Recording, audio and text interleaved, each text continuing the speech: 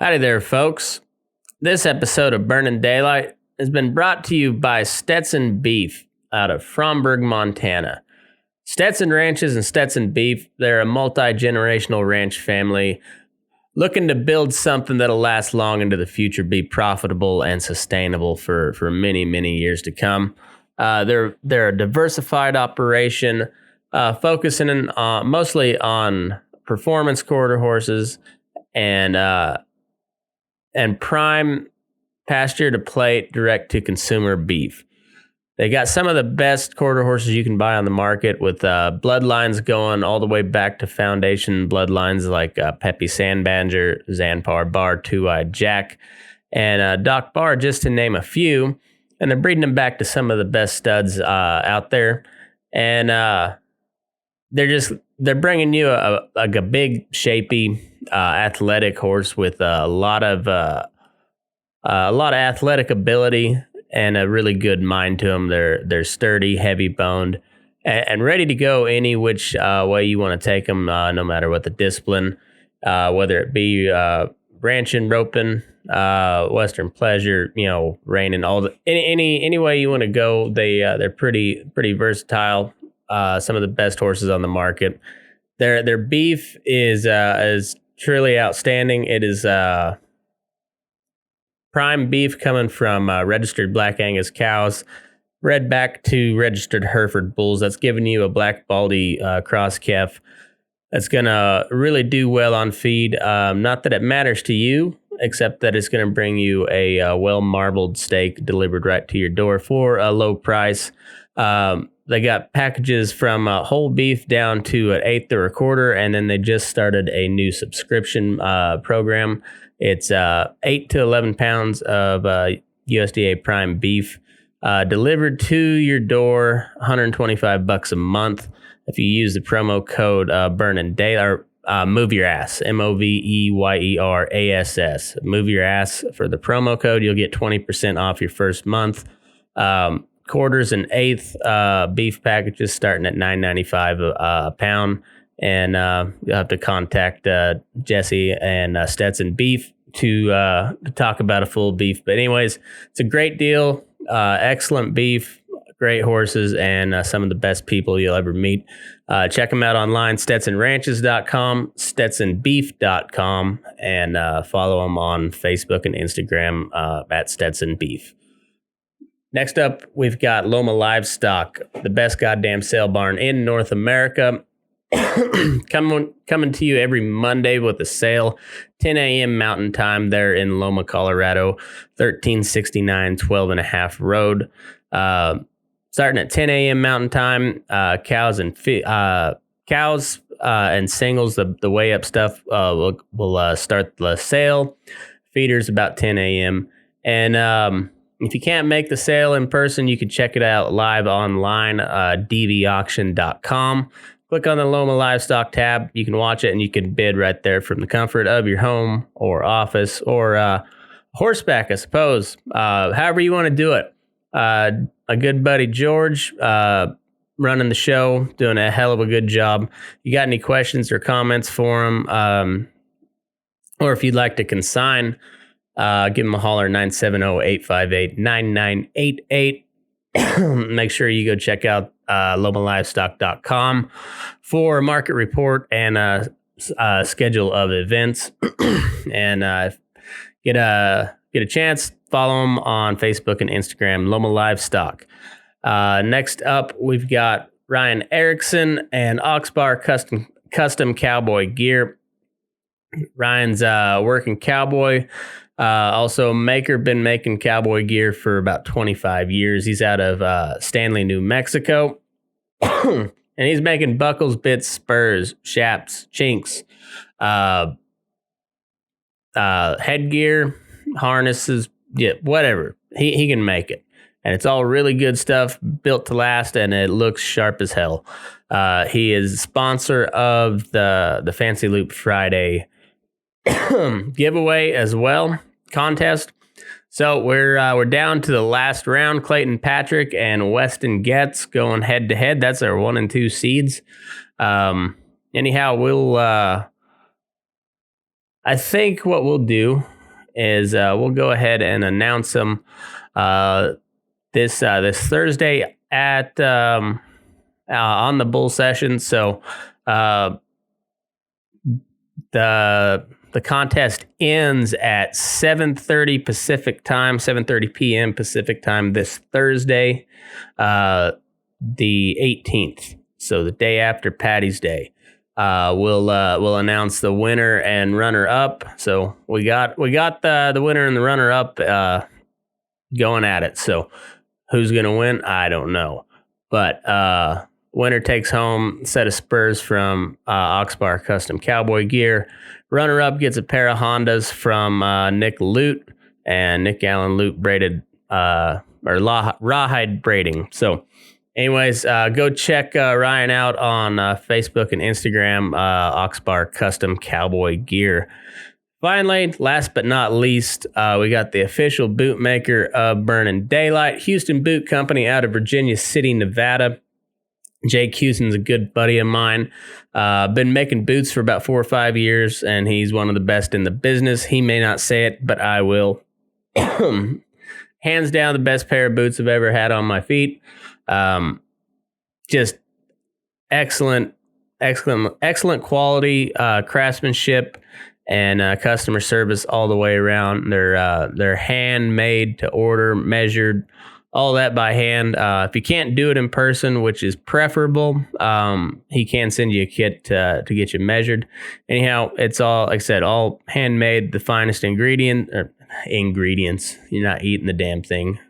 The finest, the finest leather and just everything that he does is just top notch, excellent quality.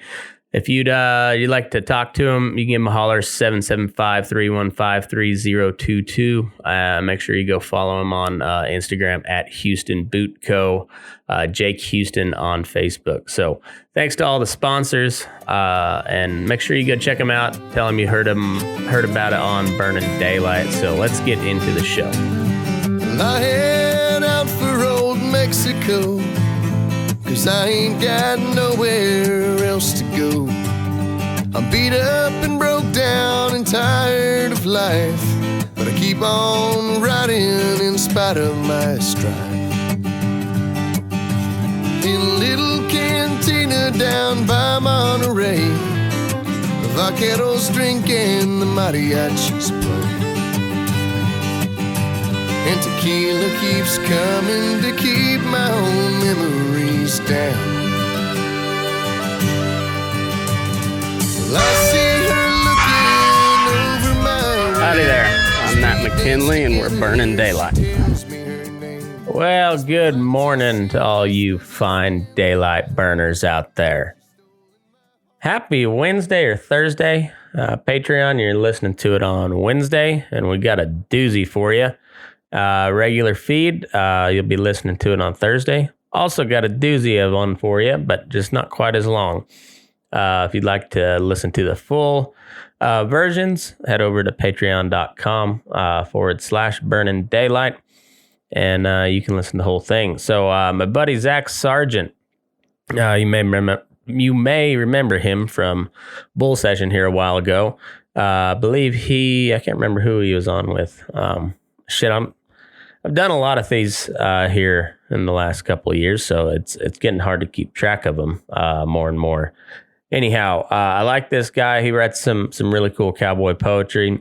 Has some really good musings. I like his outlook on life, and we had a good old conversation. I think you're gonna like it. So anyway, here's Mr. Zach Sargent, former ranch cowboy from Texas Panhandle, now feedlot cowboy up in northern Colorado. Let's get into it.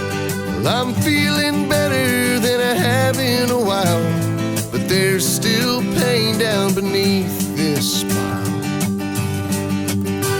And tequila keeps coming to keep my own memories down.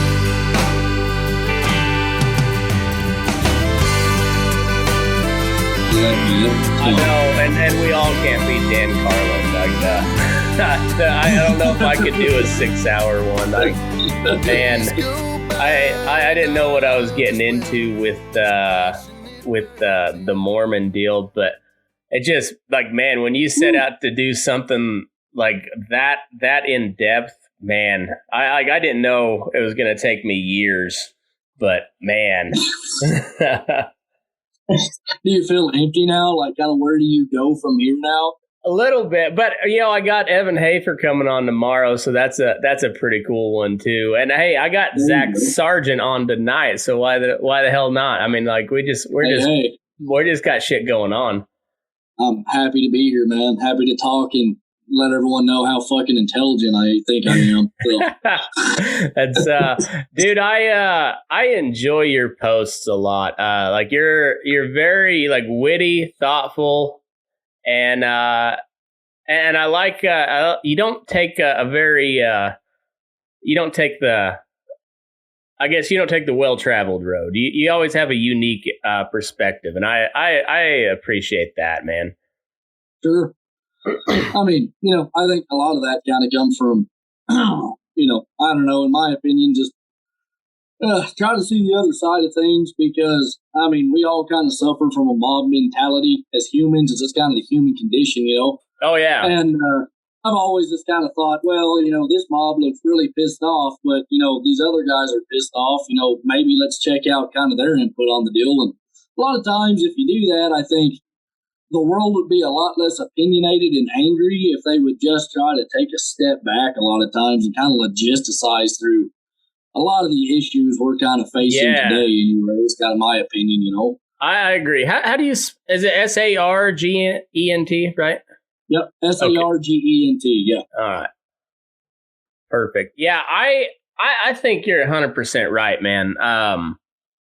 Like, I've said it a couple different times, but like that Malheur Wildlife Refuge, if we would have had some representatives, some Black Lives Matter up there, and if you would have had the Bundys or the Finnecums, marching in Ferguson, that would have done way more for the country than any of this shit that happened this summer.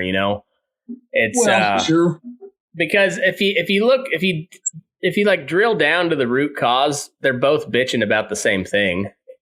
I completely agree. I think everyone is mad at the system and the government and how things are being run. I think both sides can see that there's a lot of flaws in how things are being operated. And that's universal. I don't care if you're left, right, center, it doesn't really matter. I think everyone right now is kind of in agreement that, hey, the wheels are kind of coming off this thing. I don't think anybody really feels like they're being represented correctly or efficiently. Yeah. And we're just not doing a very good job, I think, of trying to maybe, I don't know, bury the hatchet and say, I think we're both all kind of have some of the same issues and maybe even some of the same principles. And, maybe with a little effort, we could kind of work out a system that works better. Because right now, I think we have really far left and really far right. And I think the average U.S. citizen doesn't sit on any of those polls. I think most people actually sit pretty center, but our politicians, I think, are polarizing us more than the average citizen actually is attempting to polarize themselves, if that makes sense. No, I agree. I agree 100% there. And I don't even like the word, or I don't even like, the center part, because like I just don't buy into that binary nature. Like, because it's always like, if you don't agree with this, then this. And like, well, no, I agree something completely different with either option you provided me with. And sometimes it's not a binary deal. And that's where we're at now. Cause like, but it's all tribal, like, I grew up on the, kind of extreme conservative end of things, not so much my family, but just the area I grew up. And so your knee-jerk reaction is like, well, fuck those Democrats. And then you look at it and you're like, well, George Bush is directly responsible for now not 20 years of war, but 30 years of war in the Middle East, off and on. Yes, I mean, there are literally kids fighting in the Middle East right now that were born after 9/11. You know what I mean? Yeah. That's a pretty complex subject, but I agree. The right, I grew up in the Texas Panhandle. It's pretty much a guaranteed. Mm-hmm. It's a red area. Like I said, it's and so I grew up a lot of, kind of your knee jerk reaction, like you said, always, well, it's the left, it's the Democrats. Yeah. We're just hardworking, honest folk. And that's the thing, though. I think 90% of the country they're hardworking, honest people who really want to progress the country, and they want the country to do well. Yeah. They don't hold any malice towards their fellow countrymen. Yeah, I think exactly. the right and the left politics, like the binary issue you're talking about, is a huge part of the issue. Yeah. Like, when you're only given two options, which, like you said, let's say this option is a shit sandwich and this shit option is a used douche. Yeah. Which one looks better? You know what I mean? And it's not a good system is the problem, I think. And no one's represented in that system. It's amazing how prophetic Matt Stone and Trey Parker aren't? Isn't it truly amazing? Absolutely, when man. you look Yes. back, it's funny as I'm sure I've said this a couple times before, but like when my wife started dating me, like she didn't watch South Park, and I grew up on it, and she's like, oh, it's all just toilet humor. I was like, yes, it is, but I was like, it has the smartest political takes that you get out there.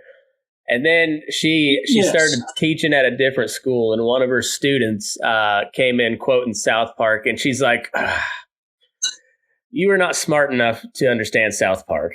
And I was like, finally, I got a point across. Well, and I will say too, I think, and this is kind of a weird opinion I'll throw out here really quickly, but I think comedians in some ways do a more righteous service right now than a lot of people in politics, because they are some of the last few with a platform that I think actually can talk on a level of reason. Yeah. And it's because they're not bound by the seriousness of the nature. And and it's not ran through 900 different filters and focus groups and poll testing and all that. It's saying what you think. Yes, which is why I think podcasts, I could be wrong, of course, but I think in another 10 years, we're going to look back at kind of the Fox News, CNN era and think, that's insane. You know what I mean? You can't have these long form, complicated conversations and 30-second sound bites with some poor senator you sucked on there with loaded questions. Like, it's a horrible system. That's why I think a lot of people are really being drawn towards the podcasting. I think it's a lot so easier to get your point, get your point across, and at least have the opportunity to explain your insanity or your logic or whatever it may be. Do you listen to Rogan much? I listen to him quite a bit. He's been I won't say he's lost some of his heat, but like the last couple of weeks have been kind of hit and miss. Sure. But he does that, like he'll go on a heater for like 3 months where it's just everyone is just like bam, bam, bam, good, interesting, like 3-hour ones. That's how you know it's good. If it goes 3 hours, it's good. Exactly. No, I'm with you. Yeah. And but then you got some like here, and they're not that they're bad. It's just like, I don't know. I know what you mean. It feels like, kind of like, he'll just have some guests on. You're kind of like, I think you missed a massive opportunity to ask all these questions instead. This is just kind of, I get what you mean. But I'm sure that's a hard gig. But whenever Rogan had like Tulsi Gabbard, Bernie Sanders, a lot of these candidates on, like, I loved it personally because it was all of a sudden kind of an opportunity to hear kind of the logic behind these guys. Andrew Yang too. Yeah, the same way. In which, Yang Gang, like I said, I don't agree with everything, but I will say the guy's well versed, and I think he's on the right track. I hope he wins. I hope he wins that New York mayor race. Like I said, I'm with you. And that's something else that's really hard to kind of, in which I'm going to get roasted on Facebook for this by friends and family because it'll happen. And I tell people, I've had people say, well, you're kind of liberal. Like, maybe. I don't really think I'm liberal. I think most of my political beliefs revolve around minding your own business for the most part, you know what I mean? And also not denying some of the things that the government has done to people. We know that the CIA flooded the ghettos in the 90s with crack. Yeah. Something they absolutely did. We have proof of that. Under Ronald Reagan, by the way, like yes, a conservative hero. Like that's another one that. Yeah, and like I said, that's and then we could get into the Ollie North controversy and all that, but I'll try to stay off it. I don't want to polarize your audience or anything here. What I am saying is there have been certain things done by the U.S. government. I don't know what form of repayment makes it correct, but I do say if the government comes in and screws it up, it is also at some point the burden of the government to try to heal that wound. What I mean? You can't gut people and then say sew yourself back up. I mean, that's bullshit. You know what I mean? Yeah, exactly. So it goes because on the conservative end, like I'm in the same boat, and I'd say 7 out of 10 times I'm probably going to side with like the Republican side of things. Yeah, well, maybe not. I guess I'd say like 4 or 5% out of 10. I'll agree with the Republicans. Probably 1 out of 10. I'll agree with the Democrats, and the rest I don't agree with either one of them. That's probably closer to average. But like the conservative Republican deal is like pick yourself up by your bootstraps. But like say you got slavery. And then all of a sudden you fight this war, and then you got a bunch, like millions of slaves that you're like, all right, now you're free, kind of, except you got rights, but not really. Yeah, not our rights, but you have some rights. Yeah. Yeah.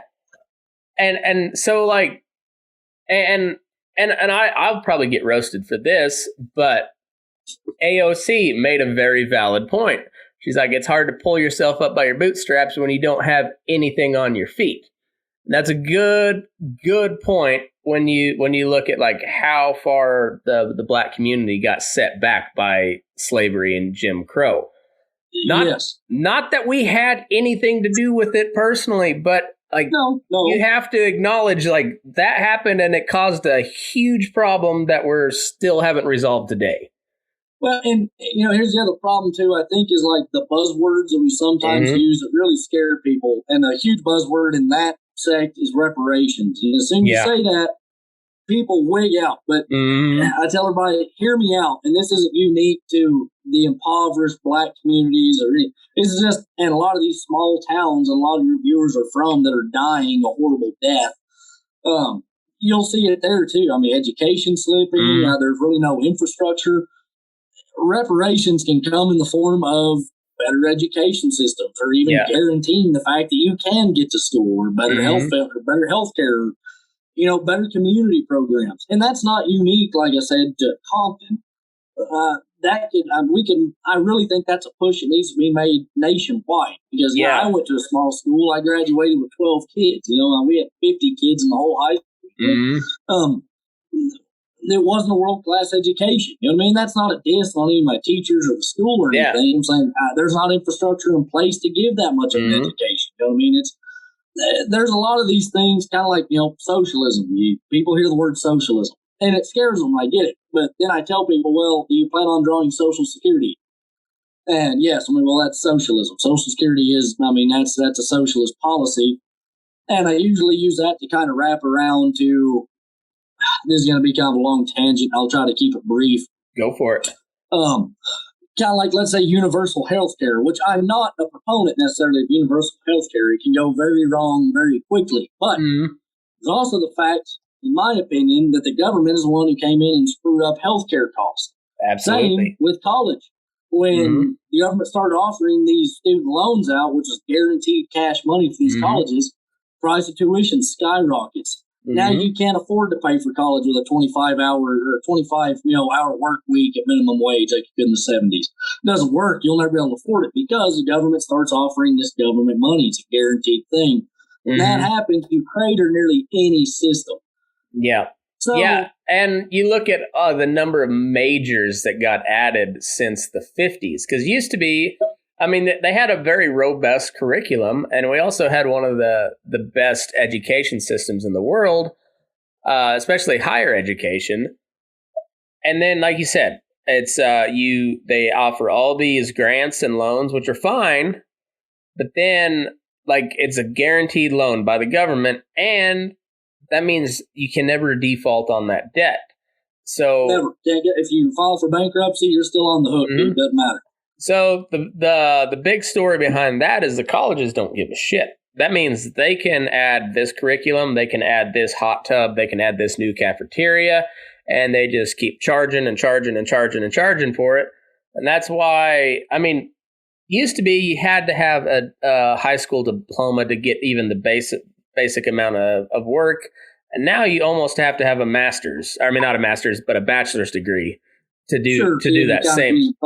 To be a legitimate candidate for a lot of those jobs. Yes, yeah. It's kind of like a parallel to how the monetary system works. It just it inflates the cost of college, but the piece of paper that you get is worth a lot less than it used to. Yeah, well, it's inflation versus devaluation, which is a universal concept. Like I said, basically, the more college graduates you have, that degree is worth less. I mean, like that's the problem is. And like I said, and kind of wrap that back around to socialism, I tell people, the answer isn't usually more government. Yep. But the problem is when you let the government in, usually screws shit up. So most of my point there is we've been kind of slowly selling our souls to the federal government over the course, really since the 1860s. Really since Civil War. Yeah. And I tell people now I knew there was a reason I had you back on, Zach. I knew there was a reason I had you back on. Oh no. No, when you said 1860, I was like, yeah, here we go. Yep, we're on something now, buddy. Well, and like you said, that's a whole other, the Civil War. I tell people all the time because I was taught this in school, which you've heard this a lot on Facebook, but this is my opinion too. People say, well, it was over slavery. I'm like, no, that wasn't of course it was an issue. Like, of course slavery was an issue. Yeah. The other side is, let's say, in order for that timeline to work, in 1861, Abraham Lincoln would have had to outlaw slavery throughout the United States, right? Yeah. And then the Civil War would have started. We all know that's not what happened. The Emancipation Proclamation came into being January 1st, 1863, 2 years after the Civil War started, and it only freed slaves in the Confederacy. Yeah. Was it 4 or 5 states in the Union still got to keep their slaves? They didn't actually have to get rid of their slaves at that point. They only freed slaves in the Confederacy. Is a huge. There's a lot of layers to this, but that's kind of the first layer I kind of peel away from people. Yeah. They kind of get into the whole states' rights debates and all that fun stuff if you're interested. So I think it's the way we were taught the Civil War was very similar to how the media works today, because they weren't wrong by saying that slavery was a big part of why the South seceded, because it was. If you go back through all their like articles of secession or their proclamations or whatever, it shows right up top slavery is a big deal. 100%. Yeah, Texas gave away part of itself so they could keep their slaves. It's a big deal in the southern state. Exactly. But they also leave out the part where Abraham Lincoln said if we could have just allowed them to keep their slaves and they stayed in the Union without firing a shot, he would have not even thought twice. Yes, slavery meant that very little to him. Like that's a good. It was a policy that he jumped on because he knew it was it had enough of a popular undertone. Like the abolitionists were kind of like Occupy Wall Street. I won't call them Antifa.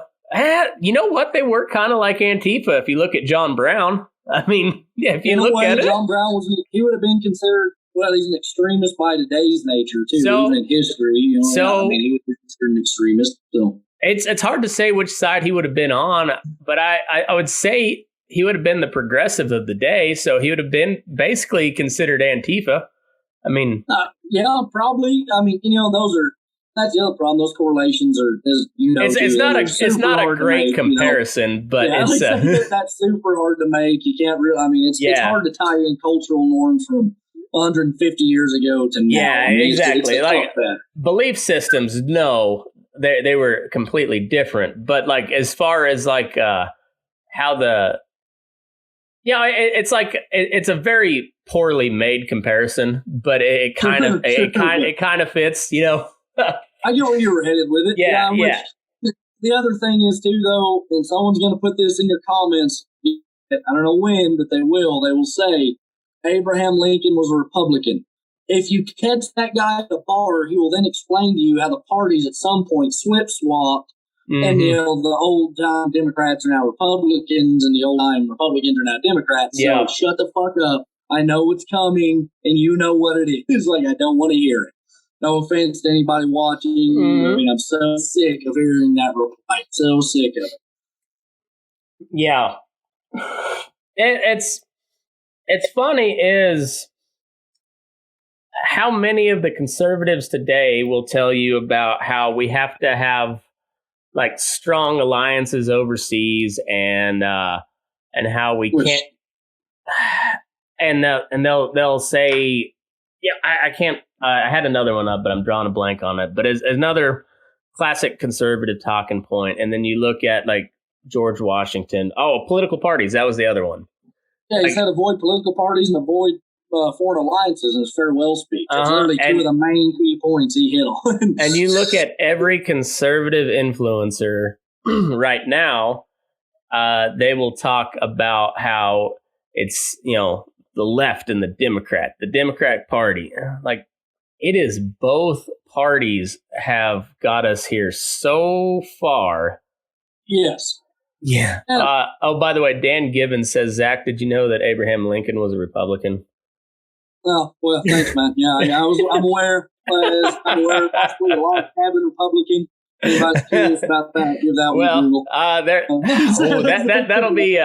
We'll save that for the Patreon only. That's going to be another talk we have to have. But, you got to pay to listen to that one. That's it. Yeah, but, that's the other thing. Do we have Abraham Lincoln's dong shot? Stay tuned to find out. The other side of things, though, too, is, and I see this because, like you said, it's tribalism and identity politics. Let me preface this statement with, I'm not defending our past president. I'm stating a point here, okay? Donald Trump, where everyone's like, well, he was a really strong ally with Russia, which was bad, right? During the Obama presidency, I saw a lot of people really pushing, we really need to strengthen relations with Russia. We need to improve relations with Russia. Things are really strained. These need to get better. We're all over the Cold War. And I say that because it doesn't matter what party you're in. The other side is going to crucify you for no matter what you do. That is identity politics. And it is bad because, like this conversation we're having right now, I really do fear a lot of Republicans are going to hate us for it. And a lot of Democrats are going to hate us for it. Not because we've said anything especially controversial, as much as if it is not in blind alignment with that side, it's wrong. And that's, that I think that's really polarizing our country right now. And it really does concern me, man, because I've got buddies that are, really far left liberals and buddies that were Trump train riding, really hardcore, like far right type guys. And the thing is, neither of them that I saw were what I would consider bad people. No. They had, differences in policy, but at the end of the day, I think if I could have set both sides down after they had been screaming at each other, they probably could have realized, like, we both just want to advance the country. We're just not sure what direction everything's headed right now. And I think that's a big problem, too, is I don't know what direction this country is headed right now. We get lied to so often. It is nearly impossible for the average citizen to know what information they're receiving is accurate or not. Yeah, and I got lit up a little bit for basically anything derogatory towards Trump, whether it was funny or not. Which my page says comedian. I don't consider myself a comedian, but I consider this a comedy platform. By and large, like we cover politics, we cover cowboy shit. The biggest thing is like it's supposed to be entertaining. So if I think it's funny, I think most of you guys will think it's funny, so I share it. It might be making fun of Trump. It might be making fun of Nancy Pelosi. Honest to God, Nancy Pelosi's pretty low-hanging fruit, so I stay away from it. It's too easy. And hey, at my opinion, Trump is, and I tell people, like, that guy was a walking punchline. Trump should be a comedian. He was a walking cartoon. That guy, he's such a stereotype, kind of like the grab him by the pussy thing. I loved it. I had a heyday with those jokes. It's so funny. After It was so funny. That's the best time of my life, probably. But the point is, like, well, that was locker room talk or whatever. I am going to say, if I had been in a locker room, someone's like, yeah, dude, I grabbed him by her pussy. I'm like, what the fuck are you talking about? What do you mean? Like, you can't just, that's not something you just do. You know what I mean? Like, that's something you would hear on the 40-Year-Old Virgin. It's something a virgin would say, right? Like, it was hilarious to listen to that clip for me, you know? So I was like, this guy is he's just so fucking weird in some ways, you know? And even like his mannerisms, how he talks, his timing, like everything. The guy was kind of a walking punchline. I loved it, you know what I mean? I loved it for 3 years and 6 months because it was just the comedy was hilarious and I do think he was an important president long term because he really exposed the system for what it is. Like because couldn't agree more. He didn't do it wittingly by any means. Like Donald Trump is not a complete idiot. Like he is a buffoon to say the least, but he has some sort of genius characteristics that it's like instinct, I guess. And he say what you will, but he took down 2 political dynasties single-handedly.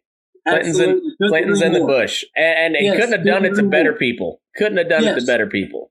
Absolutely. I mean, made Jeb Bush look like a walking ass. You know, man. And little Marco. Like, dude, I loved it.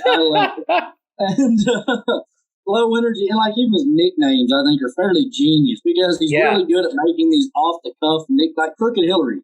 Yeah. Doesn't necessarily have a ring, but it caught, you know what I mean? Yeah, like and it's something that a third grader could say, but it just sticks. It sticks. I mean, that guy can throw. He can throw shit at the wall and hit. He's the Luke Bryan of politics. Like there you go. He makes no sense. It's all fluff, but it's kind of catchy.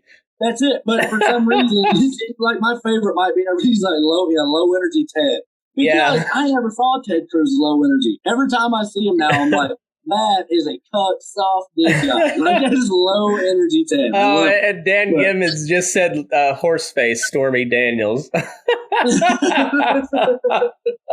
It was so good. But like, it was, yeah. I don't want that from the president. I really don't. Well, and I've heard people say, like, well, he made a mockery of the office. And I tell people, I said, Trump didn't make a mockery of the office. The politicians have made a mockery of the system to where everyone was so sick of that same exact shit. Mm-hmm. A guy like Trump can step in and, I mean, decimate a Clinton and a Bush, which should have been unheard of. Those two, like you said, were absolute juggernauts of politics. And he just kind of dismissed Jeb. Like, that's what was insane. Literally, like, he just kind of didn't feed him, and Jeb just kind of withered and died on stage somehow. I love it. But like I said, like, well, and he treated Ted Cruz just like an annoyance. Like he didn't really say anything to Cruz until there was nothing but Cruz and Kasich left, and then he was just like, "Your wife's ugly. Your dad probably killed Kennedy," and he's just like, how do you compete with that on a debate stage? Well, and you can't, and that's the problem. Like all these guys, I think they're so ready for this formidable debate opponent. Yeah, for someone to come at you like that, like it would take you completely off guard. You know what I mean?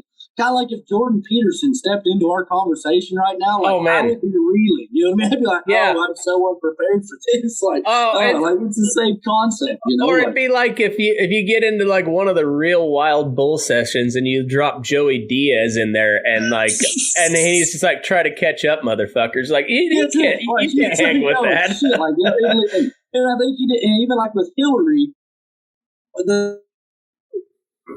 Clinton on policy. Ever. I don't know if he ever had to because he had so much ammunition coming in. Mm-hmm. Kind of like it's like in all those debates, what the most memorable line people because what did he say? Because you'd be in jail. Yeah, I have no fucking clue what that guy's stance was on immigration. No, I don't know. None at all. Like, he roasted her on a national stage. I love that. No, and that's what like. And speaking tomorrow, Evan Hafer he almost got canceled by the right wing because he donated $500 to Obama because he lost a shooting bet. And I was like, I have way more respect that he paid the bet than the fact that he made it. Like, the fact that he made it, like, I've made stupid bets like that all the time. But the fact that he was like, fine, $500 to the guy that I probably hate the most in America. Man of my word. And like, the thing is, if the if like Obama would have been like, okay, we can't make it to inauguration as we have $500 in gas money. Thank God this guy came through. Yeah, people might be mad, but for some reason, I don't think it made a shit at the end of the day. I was going to say, I'm pretty sure McCain lost by like millions and millions of votes. There is something that deviate off topic. In 2008, I was still a very young man in 2008, but McCain was a war hero, right? That was whatever, and I remember Obama actually made a slide about McCain not being able to type. And it was because McCain's shoulders have been so wrecked in the Hanoi guillotine that he couldn't lift his arms. And then Trump literally says, like, well, McCain, he's a fake war hero. He's not really a war hero. And a lot of the right. He said we like the ones that don't get caught. I was serious, and I was like, what the fuck? I thought it was thinking. Like, for me and you, like, you're just like, oh, that is cold. I mean, it's funny, but it's that funny. Is cold. I love the joke. It's a great joke. Well, like, after he said that, during the 2016, the presidential race, I thought, like, hey, Chris Christie, Jeb Bush are probably the two most legitimate candidates now. Yeah. And, nope, Trump just kept floating. He just never stopped. Well, I remember that when I was like, he is, and he said it right before South Carolina, who has a higher percentage of active duty military than anywhere else in the country. And I was just like, oh, fuck, he's done. And then, like, nope, just blew past South Carolina and just kept on cruising. That's it. Like, it didn't even miss a beat. And, like, you kind of got to respect a guy for that. Oh, too. yeah, like, I don't know if I could trash a war hero on this podcast and be universally loved for it. No, I'll try it if you want. But oh, man, it's funny. There's a podcaster I listen to. He's pretty deep into the libertarian world, but he always says, like, doesn't matter who you vote for, you can end up with John McCain. And you look at the last 30 years of foreign policy, and he's right. It's just nothing but war in the Middle East, war over here, war over there, but they're not. It's not war because we don't declare war. It's police actions or. Well, or I mean, the thing that people don't realize about the states too is, everyone sees our defense budget and everyone is aware that defense budget is obscene. Yeah. We spend more than what the next 10 countries combined under us, maybe even more than that. It's a freakish amount of money. Yeah. A lot of our money doesn't go to, like, for the Army, the Navy, the Air Force, which is what people think, and, like, funding bases and stuff. A lot of our money goes to really sketchy third party, basically independent contractors, but more plans that are fighting proxy wars like the Taliban or ISIS, which you're not supposed to talk about, that we funded. And,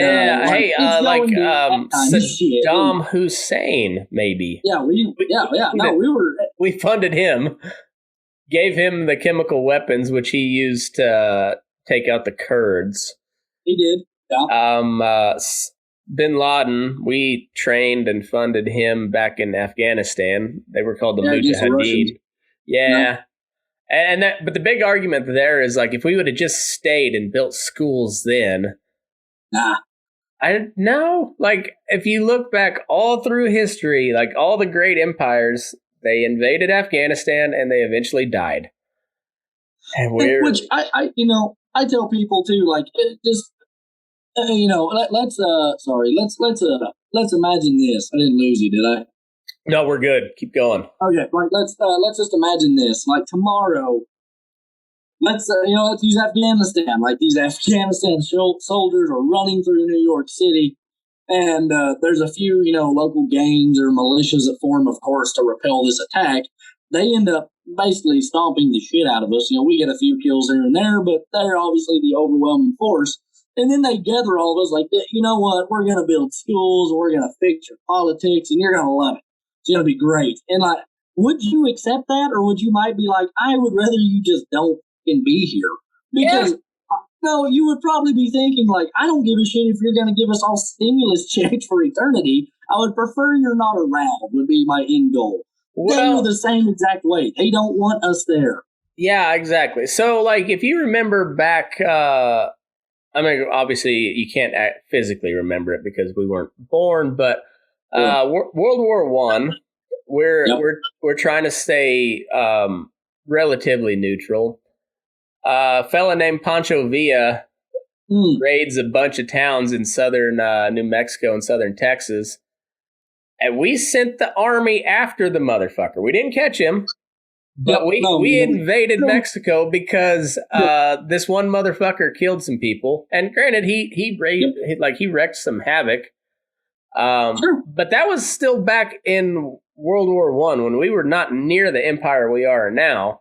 Sure. If Canada would launch a couple banditos across the border, try to steal some maple syrup from Vermont or something, guarantee you, like, we would nuke Montreal.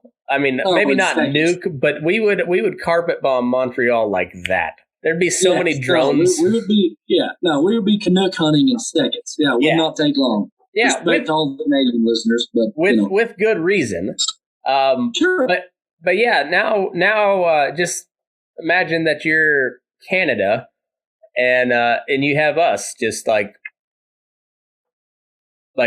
patrolling the streets, American soldiers patrolling the streets, and you're just like, I just want to sell some goats, man. This isn't my deal. I don't want to fight you. I don't, and which I tell people too, because it's kind of like this. I don't know. I've talked about Islam a lot. I have the left won't like this view, and here's why. I think 90% of Islamists or Muslims, however you want to call it, aren't extremists. Mm-hmm. They're just normal people practicing, their religion. That's fine. I will say I don't like the left not holding the Islamists accountable.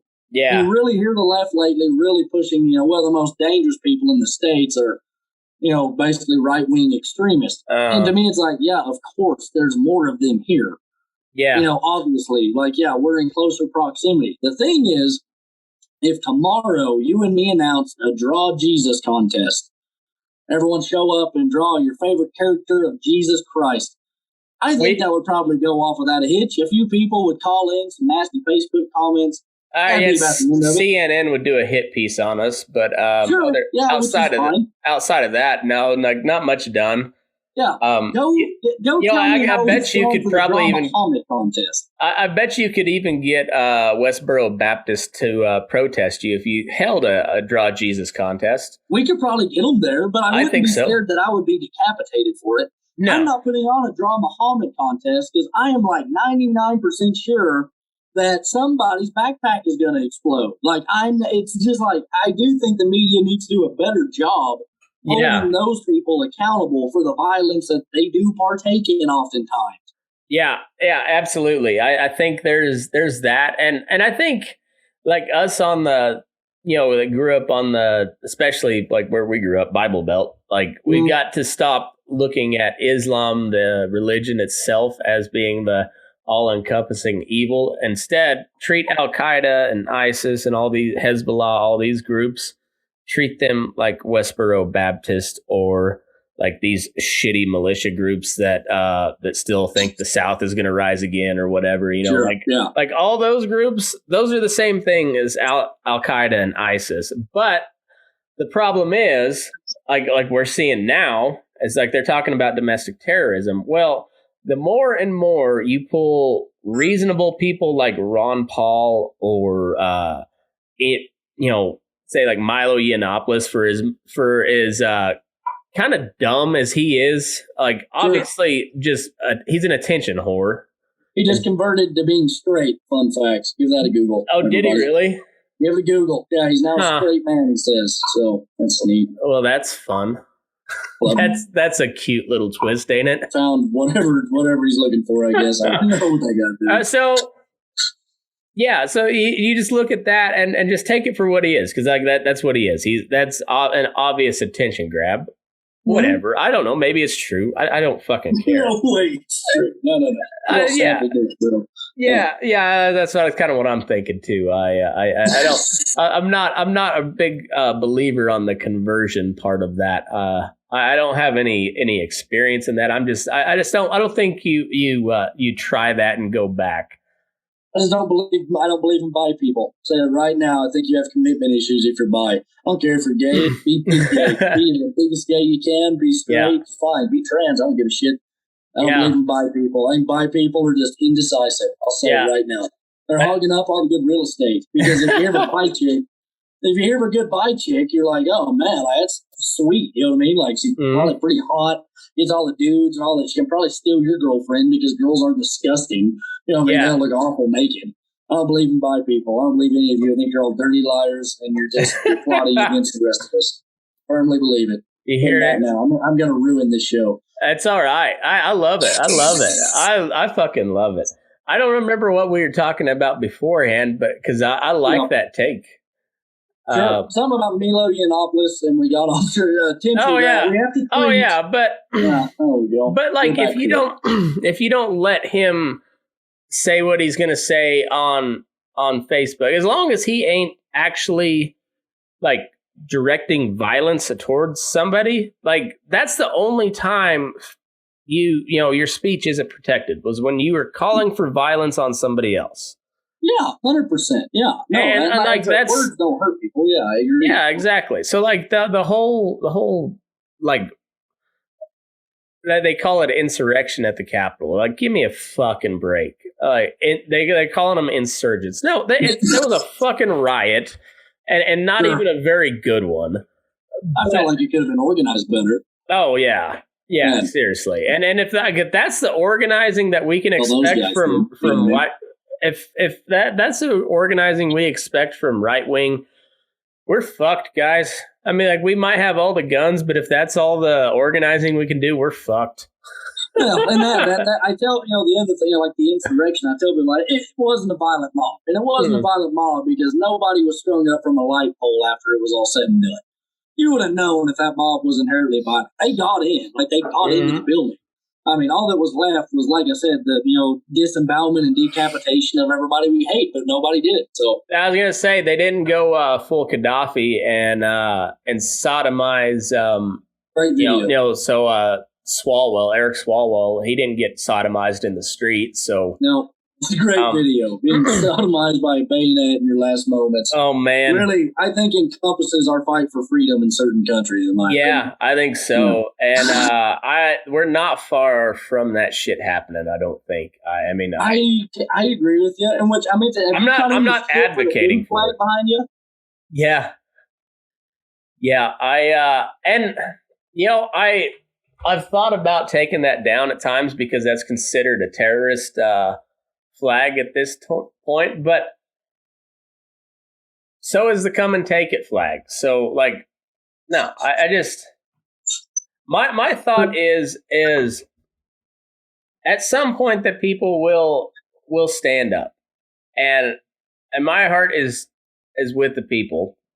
And if it comes to Boogaloo, I don't want it to happen. And if the Boogaloo is to happen today, I'm headed to the hills, and I don't want any part of either side because I think both sides suck ass right now. But I'm all like, if that's what it's going to take, I'll, the tree of liberty must be replenished from time to time with the blood of tyrants and patriots, right? Love it. But, the Boogaloo movement getting labeled, terroristic, I thought it's mostly just guys sharing, tactical memes is what it mostly is. That's all I took it for. And some guy made a company where he took all the state flags and put a big igloo on them. Yeah. I love it. I love it. And that's, like I said, it's kind of comedic, being labeled a terroristic organization. I do agree with you, though, in the coming, because you always hear, the next civil war is coming. Yeah.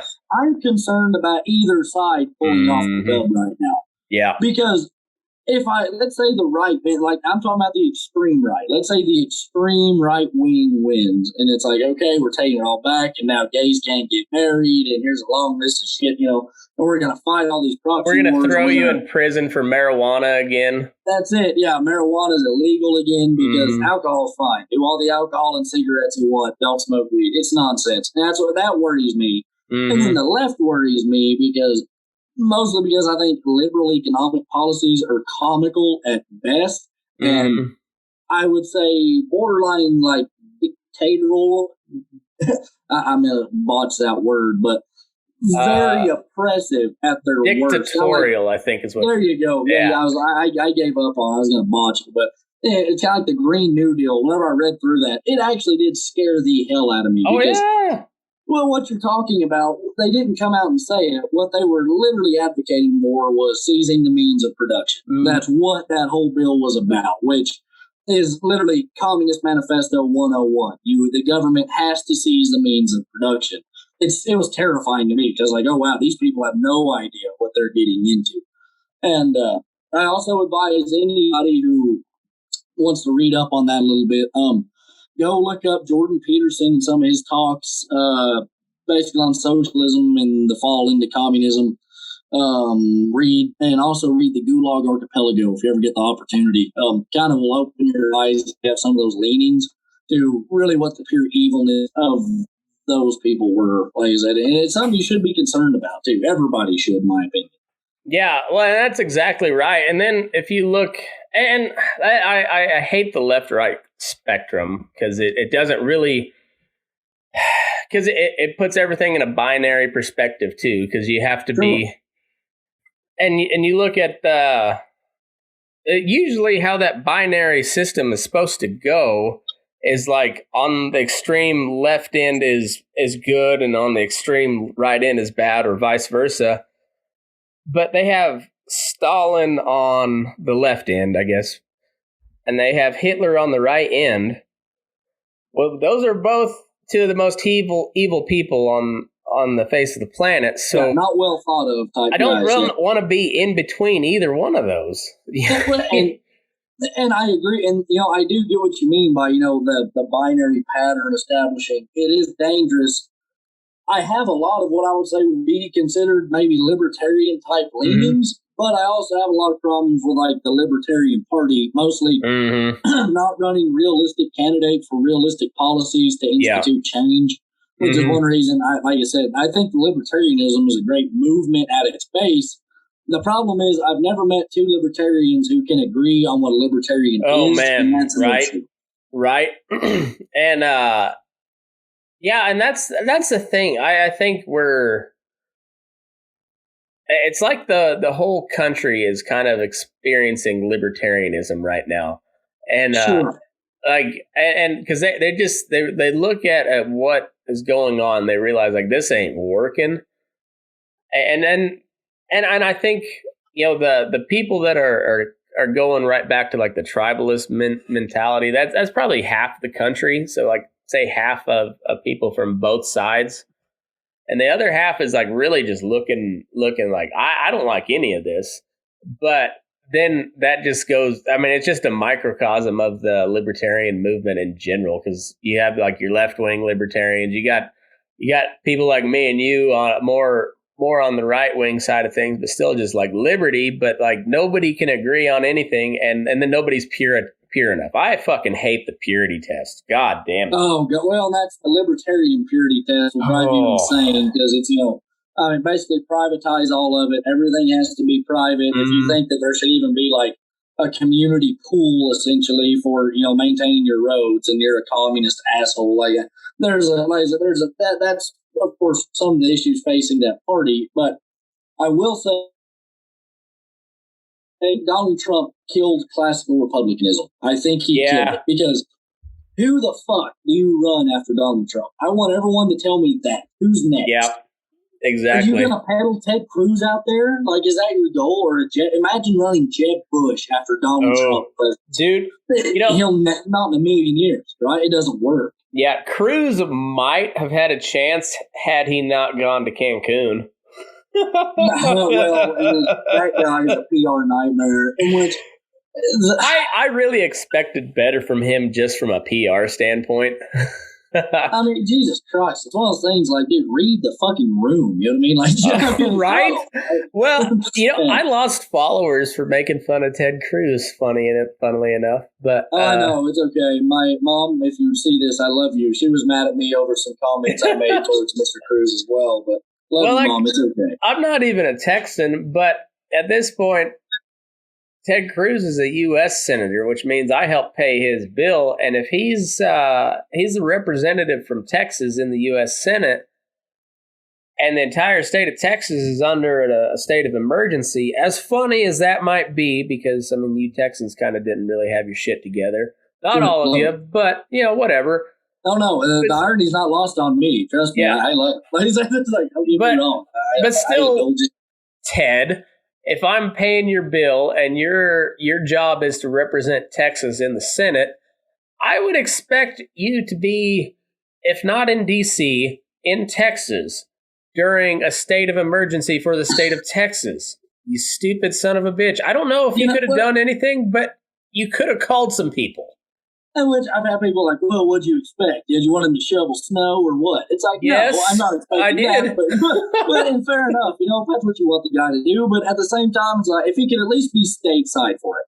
Yeah. If he could at least just be in the U.S. at the time, that would have been great with me. I mean, like I said, just don't get on a plane and fly to Kansas. That's all you really had to do. See, I've got kind of firsthand experience with this type of deal. When my dad was in office was during the 2007 blizzard. And, for anybody who's not from the High Plains area, like that was a big fucking blizzard. I mean, there was a lot of people without power. There's a lot of people that couldn't get to their cattle for weeks on end, like literally they were airdropping hay and all kinds of stuff. Yeah. I remember. And my dad was an elected member of House of Representatives in Colorado at the time, and you know where he was? In fucking southeast Colorado trying to get to his cows. So your dad was a politician. I did not know that. That's another layer of McKinley people probably need to get. Yeah. So he was 8 years in the Colorado House of Representatives. Wow. Yeah, man. He was the cowboy at the Capitol. He's been on the show a couple times, so he's he doesn't come on a lot, but he's been on a couple times. Now, did he get, okay, because like right now, well, I'm sure you've heard of this, Weld County, Greeley and all that, trying to secede into Wyoming and all that, which they've done before, there's a push for it again now, but I do feel like Colorado was one of those really unfortunate states because the majority of Colorado, I think, is agricultural based, but that I-25 corridor just screws you guys horribly because your population density all sits there. Yep. How does Colorado, you being a native, how do y'all rectify that? Like, what is coming? You know what I mean? Because have you read about the Pause Act they're trying to pass? Yeah, we just covered that on the bull session the other night, and man, I don't know. Like, I honestly think Colorado's lost. I think you're going to see these secession movements, whether it be like to secede from the U.S. or to secede from a certain state, because now they're talking like the Greater Idaho Project, where like a couple counties from Washington and a couple counties from Oregon, they don't want to start their own state. They just want to go join Idaho. Sure. And that would be a pretty big deal up there, because then it would give Idaho a sea base. All right. Which would, that's kind of weird, but you have to draw. Sure. That's a whole different, like we can get like that. That's a can of worms we could get into later on down the road. How the country would secede. That's like a game of Risk for the future. But I think you're going to see those type of movements pop up. My dad, I haven't asked him on that Weld County thing, because that thing's been going on for a while. Several years. Yeah. Yeah. And the thing is, I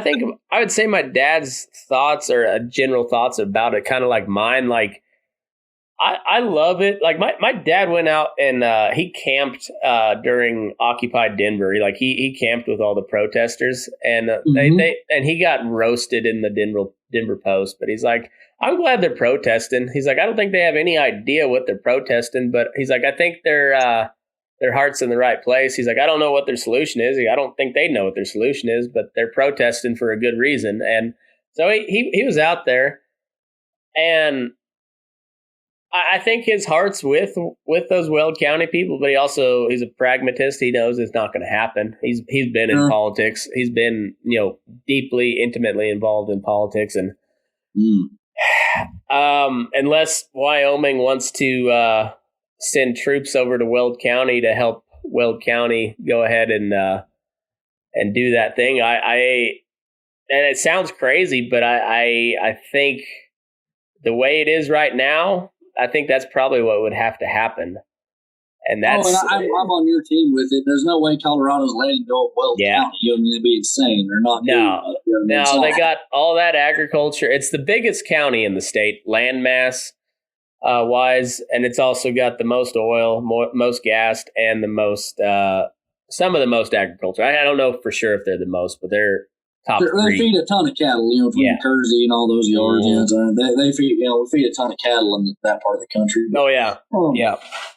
So I don't know, man. I guess my point, is everything is chaos right now, and it's very unsettling.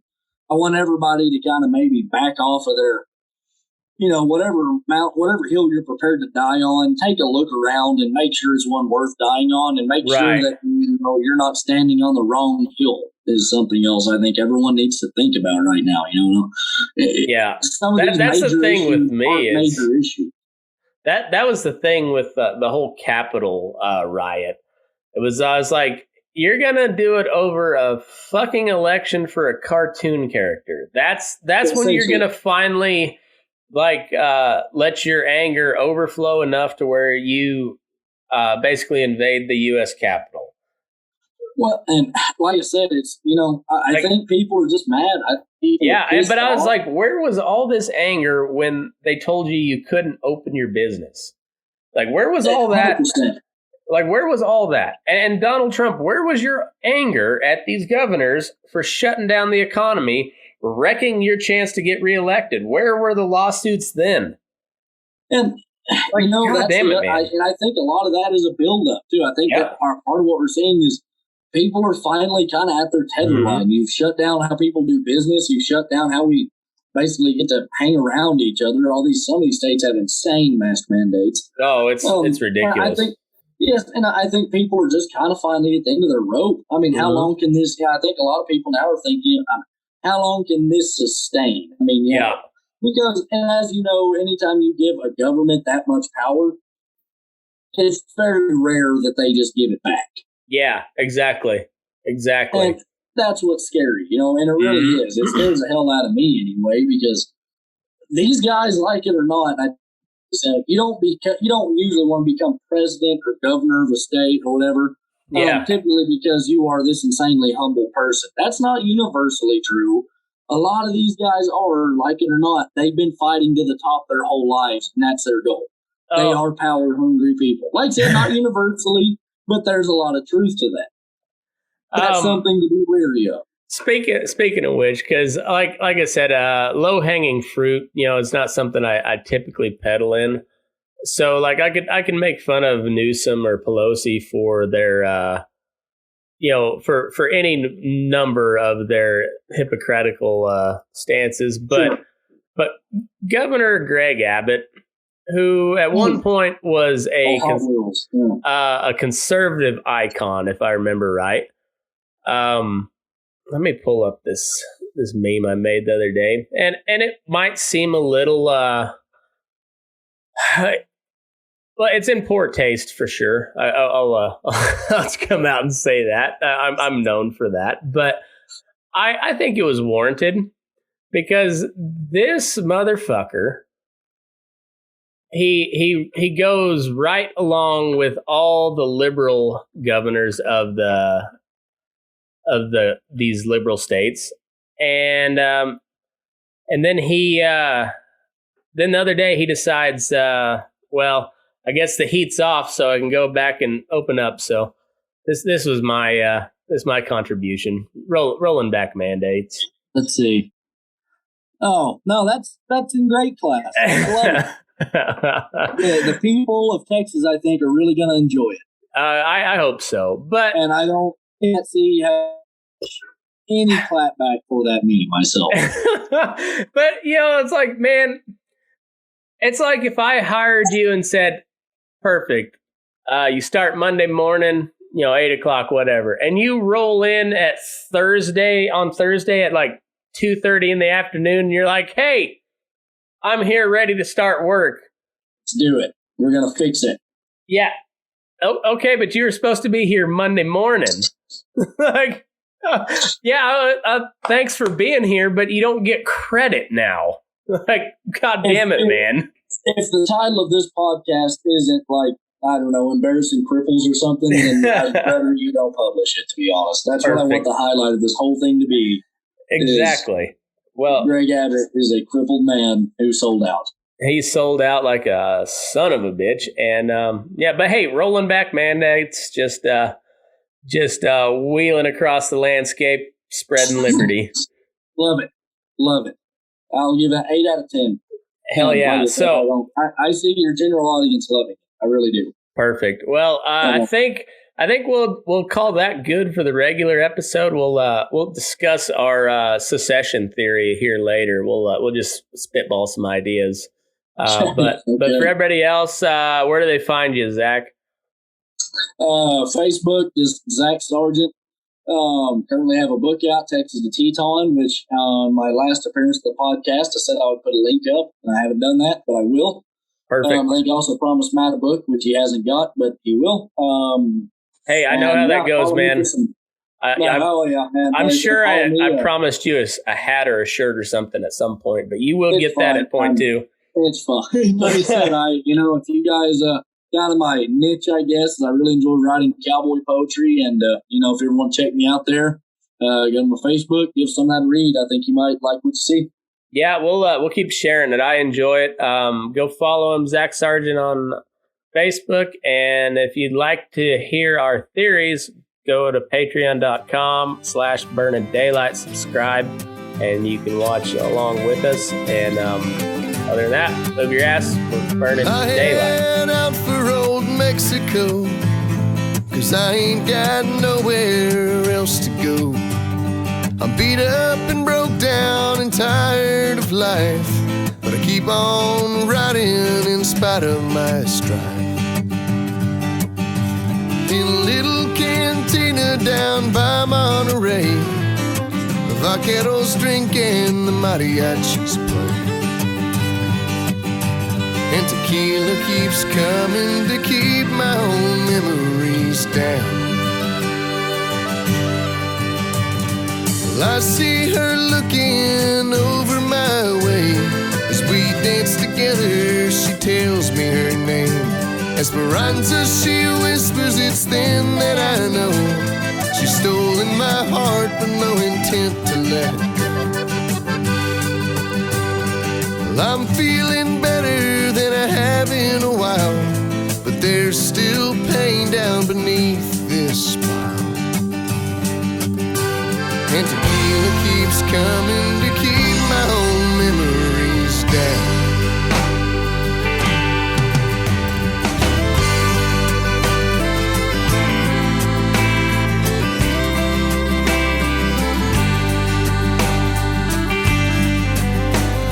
The days go by and our love as well.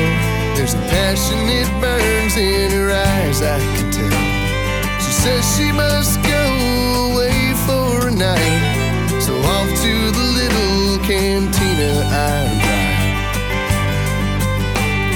I ain't been there long when I hear from a friend he's seen Esperanza outside with a man. And tequila keeps coming to keep me from hurting again. Well, I walk outside and there they both stand. The stranger turns round to see my gun in my hand. He ducks away, straight for Esperanza, I can only look on. Her eyes lock with mine as I rush to her side. I fall to my knees on the street and I cry. And tequila keeps coming to keep all this pain off my mind.